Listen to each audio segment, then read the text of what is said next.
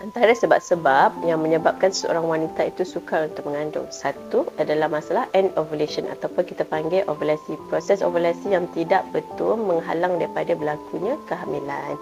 Kedua ialah masalah hormon lah seperti PCOS, polycystic ovarian syndrome atau ada masalah-masalah hormon lain seperti thyroid mengganggu juga proses kesuburan.